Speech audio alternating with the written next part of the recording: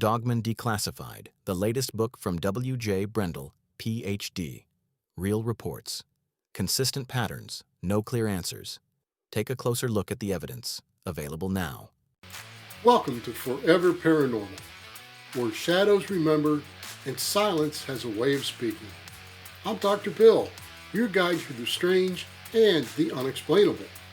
And I'm Deb. Every week we dig into what hides between belief and proof. Cryptids, hauntings, witchcraft, UFO sightings, and the stories people swear are true. We don't tell you what to believe. We just look at what's possible, what's been witnessed, and what refuses to stay quiet. If you like what we do, follow, rate, and share the show. It helps keep the lights on. And if you want to go deeper, step inside the crypt. Patreon members get the show ad-free a full day early and gain access to our entire archives, years of investigations, bonus episodes, and conversations we don't release anywhere else. You can join at foreverparanormal.com or by searching Forever Paranormal The Crypt on Patreon. And remember that you're never alone. If you ever need someone to talk to, the Suicide and Crisis Lifeline is 988. There are places where people tell ghost stories because something bad happened there. Then there are places where people were telling stories long before the tragedy ever arrived. This week we're heading to a stretch of river in Tennessee where a whirlpool was feared, a Native American curse was whispered about for generations, and a dam would eventually be built on land many believed was never meant to be disturbed. Welcome back to Forever Paranormal. We know Natinak is more than a myth. Every story is a door between worlds, and this week we step through the dark waters surrounding one of America's most haunted dams. Hi there, my perfect little co-host. How's life? Hello, how are you? I'm doing good. So, before we get into this one too far, you got anything you want to talk about or tell us about this week? Yes, I do. I recently read an article titled, "Scientists Use AI to Develop Invisible Drone That Can Sneak Up on Enemies." Yikes. My immediate thought goes to how long before these are used to infiltrate the everyday lives of people like you and me. Oh, probably already. Or worse, do they already exist? Known as Phantom Twist, the new drone, which was partly developed using AI at Northwestern University, spins at such a rapid speed that it is very difficult to see. Apparently, the drone spins at 25 times a second, fooling the human eye and rendering itself around 10 times less visible than a conventional drone. I would like to believe that they are being used on the battlefield only, but this will make me question every wisp of air that passes by me. Wow. I seen a headline on this, but I didn't bother reading it. I wish I would have now, but thanks for bringing that because this is scary. Because I'll tell you, they're not being used on the battlefield. The reason I say that, because if they were, we wouldn't know about them. Right? They'd be a military secret. Yeah. Right? But it's scary, and I bet you they are already out there. People are using them. And we know what they'll do to find out information. We know firsthand, and it's scary. But I'm going to just drop it off at that. That's really mind-boggling to me. Frightening, yes. Yes.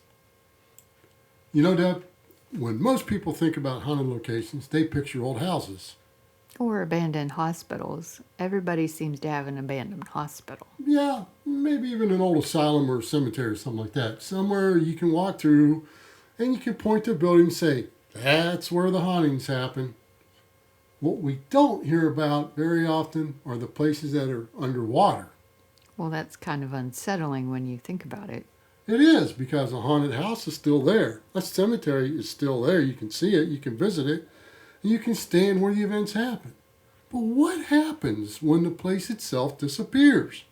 What happens when the roads are underwater, the buildings are underwater, and even the graves are underwater? You're already making me uncomfortable. Good, because that's exactly where we're going. Before I started digging into this topic, I had never really thought much about haunted underwater places. Then I stumbled across the story of Hales Bar Dam in Tennessee. And honestly, it felt like somebody had combined 5 different paranormal stories into one location. Well, that's usually a warning sign. Well, yeah, it can be, and sometimes when a place has everything, you have to wonder if it's true. I mean, you hear a story and it has a curse, a ghost, a monster, a UFO sighting, even a buried treasure, and a secret government laboratory all in the same county. Let's not forget Bigfoot if we're in the hills of Tennessee. Yeah, well, we know Bigfoot's going to show up eventually somewhere, but Right. Hell's Bar is different because even when you strip away the folklore, Deb, the history itself is strange. The story really begins with the Tennessee River in a section of water that became known as the Suck. That sounds like the kind of name people come up with after somebody's had a really bad day. Yeah, probably more than one really bad day, because the Suck was a massive whirlpool and a stretch of dangerous water that existed before modern dams changed the river system. Steamboat captains just dreaded it. River travelers just dreaded it. Entire crews knew they had to pay attention when they approached that section of water. I mean, this wasn't folklore. This was a real hazard in the river. So we're not talking about people imagining something dangerous. It was dangerous. Yeah, correct. And I think that's important because a lot of legends do begin with something real. I mean, the river didn't become scary because people told stories about it. People told stories about the river because it was scary. There's a difference. That's a good point. We tend to assume the story comes first. Well, sometimes they do, but in this case, there was already something powerful happening in that location. People were watching boats struggle. I mean, they were hearing accounts from travelers. They were seeing firsthand how dangerous the water can be. So, over time, naturally, the stories grew around it. I mean, we even have some Native American traditions connected to the area. The waters were considered sacred. And one of the stories that emerged over the years was that ancestors could be seen within the waters of the whirlpool, and that those who ventured too close risked being pulled down into the depths. Now, whether you take that literally or symbolically is another discussion. I don't think it matters. How so? Because if you live near a place that regularly reports people being killed, eventually you're going to build meaning around it. People do that by nature. We always have. Well, yeah, I think that's fair, Deb. A dangerous river becomes more than a dangerous river. It becomes a place of memory at that point. It's a place of warning, a place where people teach your children to be careful.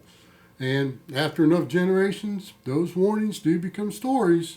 And that doesn't automatically make them false. No, it doesn't. Sometimes folklore is simply a different way of preserving information. Yeah, maybe it's not scientific information, not engineering information, but it's cultural memory.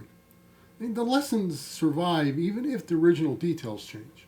What makes Hell's Bar interesting is that the stories didn't end there, because more than a century later, people would decide to build something enormous on that same stretch of river. And according to local legend, at least one person believed that was a bad idea. Here comes the curse. Yeah, here comes the curse, Deb. In 1775, the Treaty of Sycamore Shoals was signed. This was an agreement that involved large land transfers and remains controversial to this day, actually. Attached to the story is the famous account of Cherokee war chief Dragging Canoe, and he was warning that the land being surrendered would become dark and bloody ground.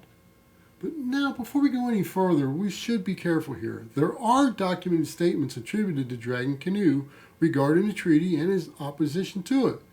I mean, the much more detailed curse narrative that appears is in more modern paranormal books, and it's really hard to verify historically. Well, that's usually how these stories evolve. Well, it is. But what fascinates me isn't whether every word survived exactly as spoken. What fascinates me, Deb, is that generations of people looked at everything that happened afterward and said, hey, maybe he was right. That's a very different question. Exactly, because once you start looking at the history of Hales Bar, you begin to understand why the ideas survived. Because the construction project that followed would encounter problem after problem after problem. It wasn't just one issue, not two. It was a steady stream of setbacks that made people wonder if the land itself really was fighting back. Okay, now you've got my attention. And here's where the story starts to get strange. Because before the reports of ghosts, before the shadow figures, and before the stories of children's voices, there was a dam that seemed determined not to be built. Because by the early 1900s, people had a plan. The Tennessee River had long been a challenge for navigation. The whirlpools and dangerous currents created problems for river traffic, and there was growing interest in harnessing the river for hydroelectric power. On paper, Hales Bar Dam probably looked like progress, a modern solution to an old problem. Like you always say, everything fits on paper. Yeah, that's true. The trouble started when paper met reality, though. Construction began in 1905, and almost immediately the project encountered difficulties. Some of those problems were perfectly ordinary. Large engineering projects are complicated. I mean, you have unexpected conditions that get discovered, and problems that arise, and costs rise, and schedules slip. But Hales Bar seemed to have an unusual talent for producing new headaches. The kind where every time you solve one problem, two more show up. Yeah, exactly. It's like when you pick up a rock in the yard and two more seem to be underneath it, right? It's like, oh, it's never ending. But the bedrock beneath the site wasn't what the engineers had originally hoped it would be. Sections contained soft material and shell instead of bedrock, so water seepage became a constant concern. Leaks developed, repairs followed, more leaks appeared, and remember, this wasn't happening in an age of modern computer modeling or anything. People were learning some of these lessons the hard way. Which is probably where the curse stories started getting stronger. Well, yeah, I would have to say so. Just imagine you're a laborer on a project like that. You've heard the local stories about the river. You've heard the stories about Dragging Canoe and his curse. Then, all of a sudden, people are getting hurt. The project just keeps encountering problems. At some point, even if you're not superstitious, the idea starts creeping into the back of your mind. Well, it only takes one guy saying, I told you this place was cursed, before everybody starts repeating it. Yeah, and people are pattern-seeking creatures. I mean, when enough bad things happen in one place, we start looking for connections. It's what we do. Sometimes those connections are real, sometimes they aren't, but we look anyway. One thing that often gets attached to Hales Bar is the stories that workers who died during construction were entombed in the concrete. I think I've heard that one before, but about the Hoover Dam. Yeah, most people have because versions of that story exist all over the country. You hear it attached to bridges, tunnels, dams, skyscrapers. I mean, I work construction and engineering. I mean, you heard all kinds of stuff. Almost every massive construction project seems to collect a rumor that workers were buried inside the structure. Some say Jimmy Hoffa is buried in one, but historically, the evidence is usually weak. That doesn't mean nobody died during construction. I mean, industrial projects in the early 20th century were dangerous places. It means the specific claim that bodies were sealed in the concrete is very difficult to verify. So the deaths may be real. The details may have grown over time. That's probably the safest way to look at it, and honestly, that's often how folklore works. A true event becomes a story, the story gets retold, then a detail gets added, then another, and 100 years later, nobody remembers where the line between history and legend was originally drawn. Kind of like a game of telephone for Yeah, exactly. the older people. Yeah, you're old, aren't you? But what isn't debated, Deb, is that Hales Bar never really worked the way builders hoped it would. That's one of the strangest parts of the whole story. You build a dam to control a river.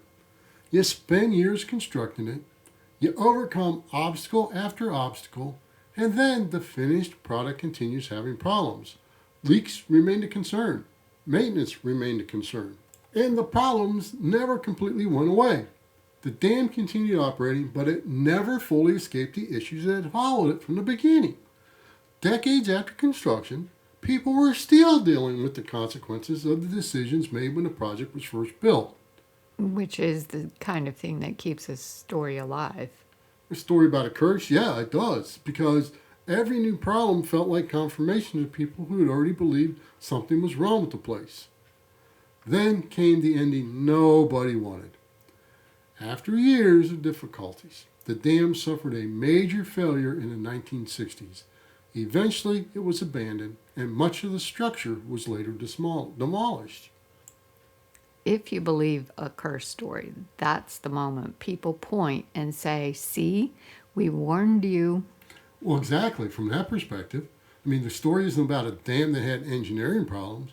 It's about a place that refused to be conquered, right? The river was feared before the dam arrived. The stories were there before the concrete arrived. And in the end, the river remained while the dam did not.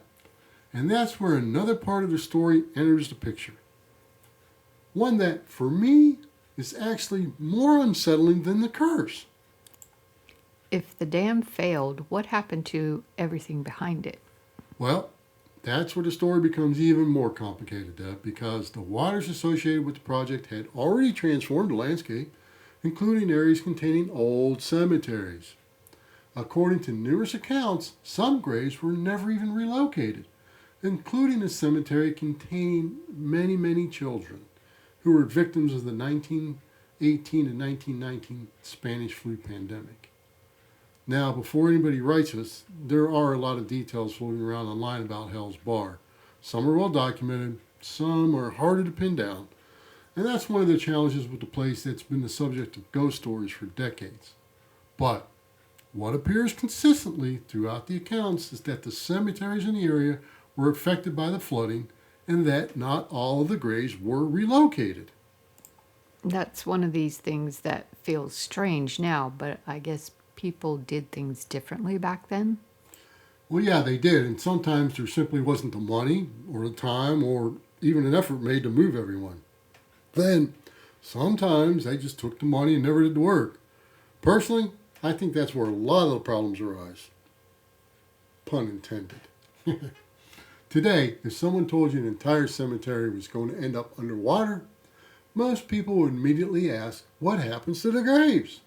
Back then, the answer wasn't always what we consider acceptable today. I think people hear cemetery and immediately picture a few graves. Then you start talking about hundreds of people and it changes the feeling completely. Well, it does, because now you're not talking about a location, you're talking about lives. We've got families, we've got people who had names, jobs, and children and friends. And according to some accounts connected to the area, many of those graves, like I said, belong to children who were victims of the Spanish flu pandemic. Okay, that makes it worse. Why? Because those weren't people who lived long lives and died peacefully at, say, 85. You're talking about a tragedy stacked on top of another tragedy. That's a great point. I can't argue with that. The Spanish flu tore through communities. I mean, entire families were affected. Children died, young adults died, people who should have had decades ahead of them died. Then, years later, some of those graves ended up associated with another tragedy and another legend. You know what gets me? What's that? That water hides everything. If you walk through an old cemetery, you know it's there.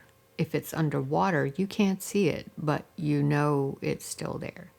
Well, yeah, I think that's part of what makes these kind of stories stick with people, right? Because the graves don't disappear. The history doesn't disappear. It's just out of sight.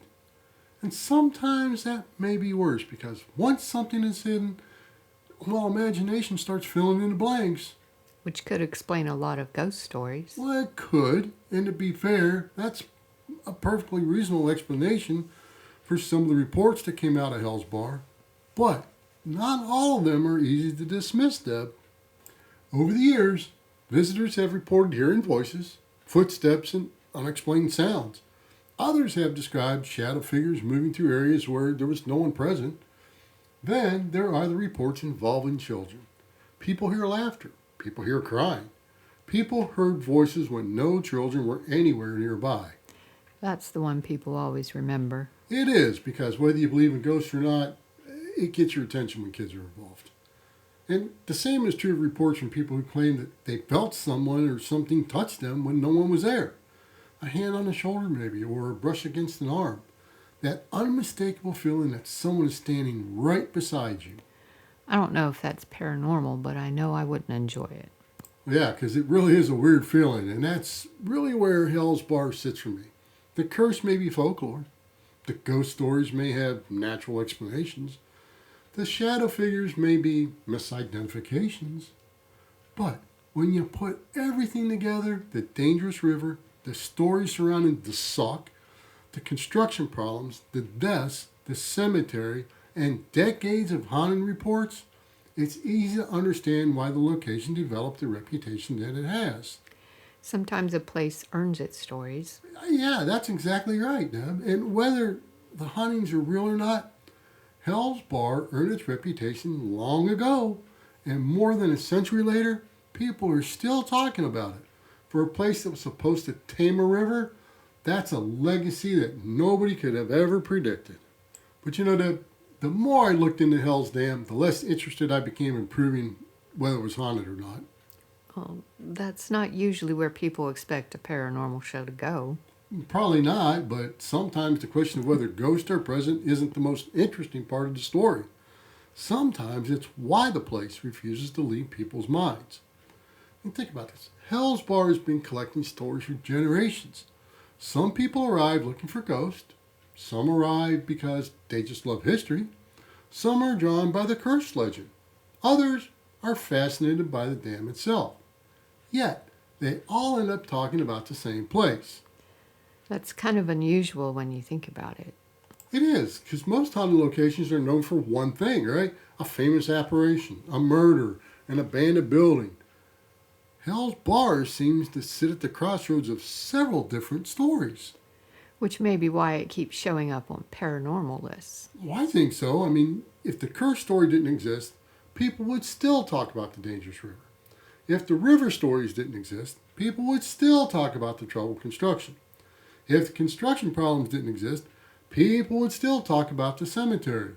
Every layer reinforces the other. That's a good way of describing it. Layers. And over time, those layers become difficult to separate. Which brings us back to something we talked about before.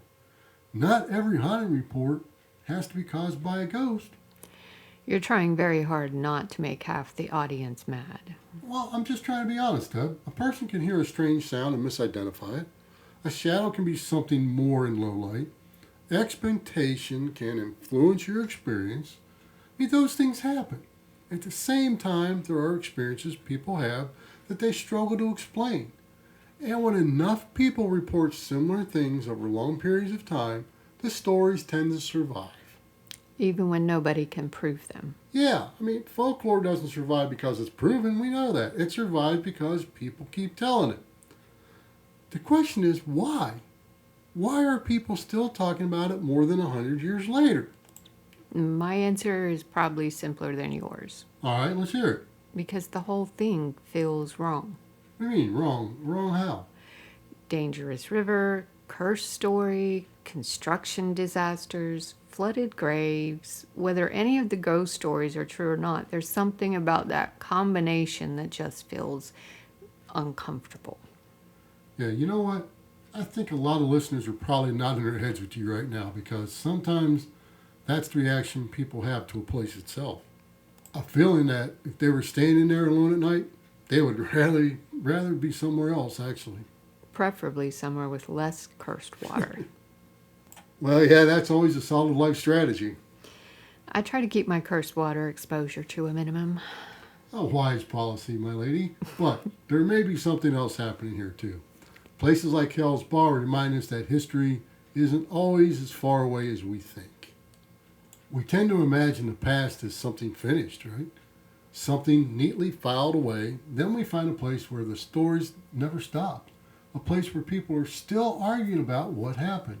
And suddenly, that past feels very close. Whether that's because of ghosts or because people remember. Maybe that's the mystery.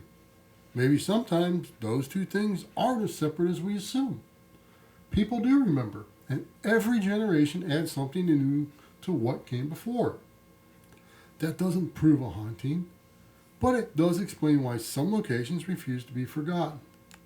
And Hales Bar Dam may be one of the best examples of that. I can agree with that. And whether you believe in the curse, the ghost, both, or none of it, Hales Bar is one of those places that stays with you once you heard the story. And honestly, I think that's why we're still talking about it today. Well, at least until next time we discuss another tale yet to be told. Thanks for listening to Forever Paranormal. Follow, rate, and share the show. It helps others find us and keeps the stories coming. Step inside the crypt for archive and exclusive episodes at foreverparanormal.com. And keep up with my latest books and research at wjbrendel.com. And until next time, remember, the veil is always thinner than you think.